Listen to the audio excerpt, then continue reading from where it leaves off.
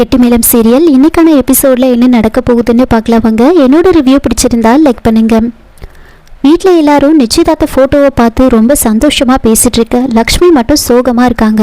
என்ன விஷயம் அப்படின்னு கேட்கும்போது, இங்கே அஞ்சலி இத்தனை பேர் கூட வளர்ந்துருக்கா, எல்லாரும் கூட ரொம்ப சந்தோஷமாக பேசிக்கிட்டு இருப்பாள். ஆனால் அங்கே அவ்வளோ பெரிய வீடு, ஆனால் அஞ்சலி மட்டும் தனியாக இருக்கணும். ஏதாவது ஒரு சந்தோஷமான விஷயம்னா கூட அதை சொல்கிறதுக்கு கூட அங்கே அவளுக்கு ஆள் கிடையாது.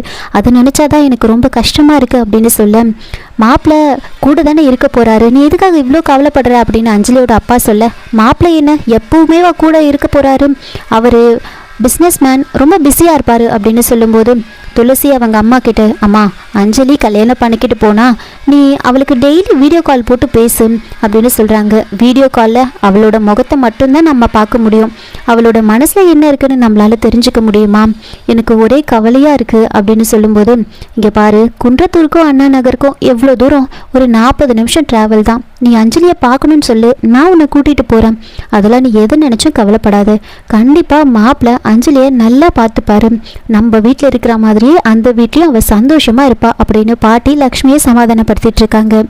இன்னொரு பக்கம் வெற்றியோட வீட்டில் வெற்றியோட அண்ணன், நான் எலெக்ஷனுக்காக இதை பண்ணிட்டேன், நான் வந்து லிஸ்ட் எடுத்துட்டேன் அப்படி இப்படின்னு சொல்ல, அதை கேட்டு அவங்க அப்பா டென்ஷன் ஆகுறாரு. என்னடா லிஸ்ட் எடுத்துட்டேன், வீடு வீடாக போய் என்னை வந்து ஓட்டு கேட்க சொல்கிறியா, அவங்கள நம்மளை தேடி வர வைக்கணும், அவங்க எங்களுக்கு ஓட்டு போடுங்க, எங்களுக்கு தண்ணி வசதி பண்ணி கொடுங்க, நாங்கள் உங்களுக்கு ஓட்டு போடுறேன்னு சொல்ல வைக்கணும், சும்மா லிஸ்ட் எடுத்துகிட்டு வந்துட்டா மட்டும் எல்லாத்தையும் பண்ணிட முடியுமா முட்டா பையன் அப்படின்னு சொல்லிட்டு இருக்க அவரோட ஒய்ஃபுக்கு வந்து கோவம் வருது.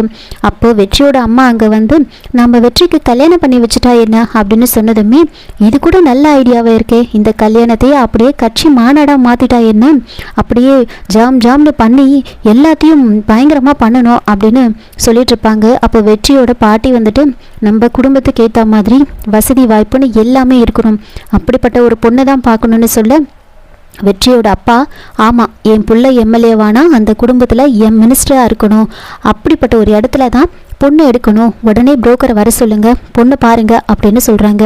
இதெல்லாம் கேட்டுட்டு இருந்த வெற்றி கூட இருந்தவங்க எல்லாரும் வெற்றி வந்ததுமே இந்த விஷயத்த வெற்றி கிட்ட சொல்கிறாங்க. அண்ணா நீங்கள் அவங்கள மறந்துட வேண்டியதுதான், உங்களுக்கு வேற ஒரு பொண்ணு பார்க்குறாங்கன்னு சொன்னதுமே, ஐயோ இது என்ன புது பிரச்சனை, நான் எப்படி அவள் கழுத்தில் தாலி கட்ட போகிறேன் அப்படின்னு வெற்றி யோசிச்சுக்கிட்டு இருக்காங்க.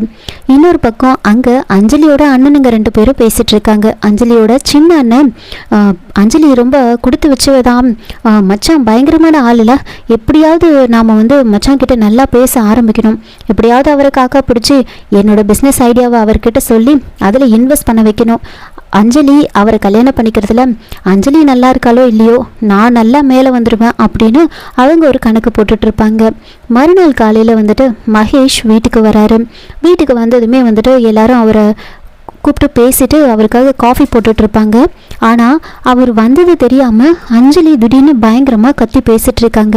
இந்த வீட்டில் எல்லாரும் என்ன நினச்சிட்டு இருக்காங்க, இன்றைக்கி என்ன நாளுன்னு கூட தெரியாமல் அவங்க பாட்டு அவங்க வேலையை பார்த்துட்டு இருக்காங்க, யாருமே எனக்கு வந்து விஷ் பண்ணலை, சரி இவங்க தான் இப்படி இருக்காங்கன்னு பார்த்தா என்னை கட்டிக்க போகிறவன் ஒருத்தர் இருக்கானே, அவனுக்கு என்னதான், அவனாவது அட்லீஸ்ட் வீட்டுக்கு வந்து ஒரு கேக் வெட்டி Anjali happy birthday I love you Anjali அப்படின்னு சொல்லியிருக்க வேண்டாமா, சரி அது கூட வேண்டாம், ஒரு கப்பலில் கூட்டிகிட்டு போய் நடு கடலில் வச்சு அழகாக எனக்கு ஹாப்பி பர்த்டே சொல்லி ஐ லவ் யூ சொன்னால் எப்படி இருக்கும், அப்படியே அந்த கப்பலில் டைட்டானிக் ஹீரோயின் மாதிரிலாம் நின்றுட்டு இருந்தா எப்படி இருக்கும் அப்படின்னு அஞ்சலி பாட்டுக்கு பேசிக்கிட்டே இருப்பாங்க.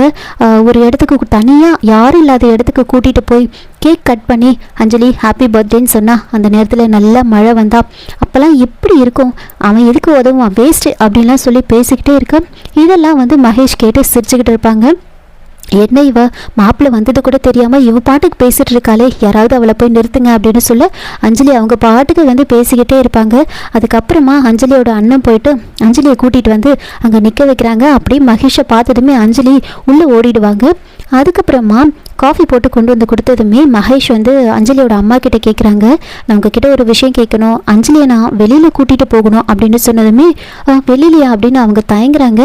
நீங்கள் ஓகே சொன்னால் நான் கூட்டிகிட்டு போகிறேன் அப்படின்னு சொன்னதுமே, சரி நீங்கள் வெயிட் பண்ணுங்கள் நான் வரேன் அப்படின்னு சொல்லிட்டு உடனே அவங்க மருமகளுங்க 2 பேரும் பொண்ணு எல்லாரையும் கூப்பிட்டு மாப்பிள்ளை அஞ்சலியை வெளியில் கூட்டிகிட்டு போகணும்னு சொல்கிறாரு, நான் என்ன பண்ணுறது, எனக்கு ரொம்ப பயமாக இருக்குது அப்படின்னு சொல்ல, இதில் பயப்படுறதுக்கு என்ன இருக்குது, அவர் கூட்டிகிட்டு போட்டோம், இன்றைக்கி வர அஞ்சலிக்கு பர்த்டே அப்படின்னு சொல்ல, இல்லை அவர் என்ன சொல்லுவாருன்னு தெரியலையே அப்படின்னு சொல்ல, மாமா அவர் அப்படி புகழ்ந்துட்டு இருக்காரு, அவர் எதுவும் சொல்ல மாட்டாரு, அவர் கூட்டிட்டு போட்டோம் அப்படின்னு சொல்றாங்க. சரி அப்படியே பண்றேன், சரி அஞ்சலி வெயிட் பண்ணிட்டு இருக்கா, வந்துருவா அப்படின்னு சொல்லி மகேஷ் கிட்ட சொல்றாங்க. அஞ்சலியும் ரெடியாகி வந்து வெளியில வராங்க. அப்படியே பார்த்ததுமே மகேஷ்க்கு ரொம்ப சந்தோஷமாயிடுது. அங்கேருந்து நேராக அஞ்சலி வெளியில வர அஞ்சலிக்காக கார் டோரெல்லாம் ஓப்பன் பண்ணி விடுறாரு.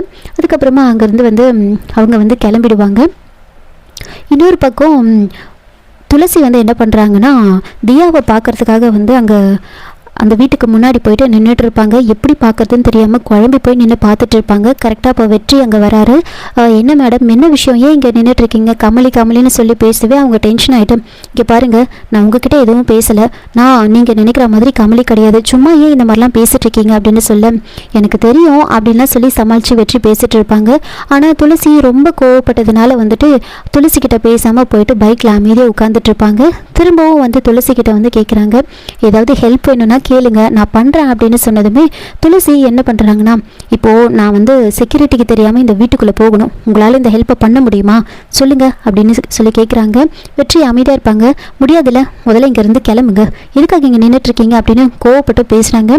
உடனே வெற்றி வந்து பைக் எடுத்துக்கிட்டு நேராக போயிடுவாங்க. கொஞ்சம் நேரம் பொறுத்து திரும்பவும் வராரு வெற்றி.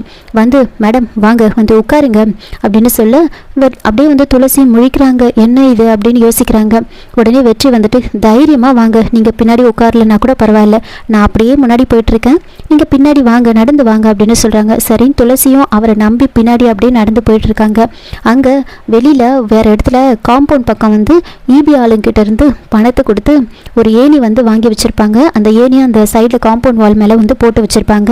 மேடம் இந்த ஏணி மேலே ஏறி உள்ளே போங்க, யாரும் உங்களை பார்க்க மாட்டாங்க, போயிட்டு கொஞ்சம் நேரத்தில் வந்துடுங்க, நான் வெளியே வெயிட் பண்ணிட்டுருக்கேன், பயப்படாதீங்க அப்படின்னு சொல்லி துளசியை அந்த ஏணியில் ஏற சொல்லி சொல்கிறாங்க. அப்படியே காக்கா காக்கா கனகவேல் காக்கான்னு யோசிச்சுக்கிட்டே மேலே ஏறுங்க அப்படின்னு சொன்னதுமே துளசியும் ஏறி உள்ளே போயிட்டு தியா கிட்ட பேசிகிட்டு இருக்காங்க.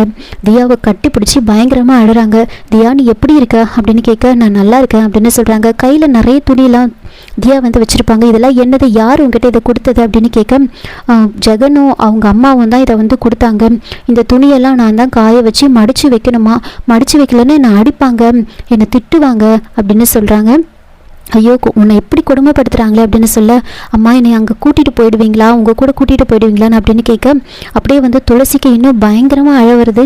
என்ன பண்ணுறதே தெரியாமல் துளசி அழுதுகிட்டே இருப்பாங்க. வெளியில் வர டைம் ஆகிடுச்சு, இன்னும் மேடம் உள்ளே போனவங்க இன்னும் வெளியில் வரல அப்படின்னு வெற்றி வந்து நின்று பார்த்துக்கிட்டு இருக்க. அந்த ஈபி ஆளுங்க ஏணி வேணும்னு சொல்லி வெற்றியை திட்டிட்டு அந்த ஏணி அங்கேருந்து எடுத்துகிட்டு போயிடுவாங்க. ஐயோ இப்போ என்ன பண்ணுறது, அவங்க வேற வெளியவே வரலையே, எப்படி இப்போ வெளியே வருவாங்க, உள்ளே போய் இவ்வளோ நேரம் ஆகுது வெளியே வரலையே, ஏதாவது பிரச்சனையாக இருக்குமா, சரி மெயின் கேட் வழியாக நாம் போய் பார்ப்போம் அப்படின்னு வெற்றி வந்து மெயின் கேட் வழியாக போயிட்டு நின்று பார்த்துக்கிட்டு இருப்பாங்க.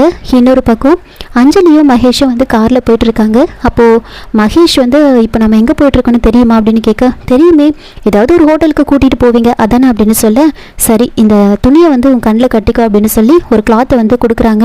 எதுக்கு கண்ணில் கட்டிக்க சொல்கிறீங்கன்னு சொல்ல, உனக்கு ஒரு பெரிய சர்ப்ரைஸ் இருக்குது, நீ கண்ணை கட்டிக்கோ, பயப்படாத, நான் எப்போவும் உன் கூட தான் இருப்பேன், நீ கண்ணை கட்டிக்கோ, உனக்கு சர்ப்ரைஸ் இருக்குது அப்படின்னு சொல்கிறாங்க. அஞ்சலியை வாங்கி இந்த கண்ணை வந்து கட்டிக்கிறாங்க. இதோட இந்த எபிசோட வந்து முடிச்சிருக்காங்க. என்னோட ரிவ்யூ பிடிச்சிருந்தா லைக் பண்ணுங்கள், மறக்காமல் சப்ஸ்கிரைப் பண்ணுங்கள். தேங்க்யூ.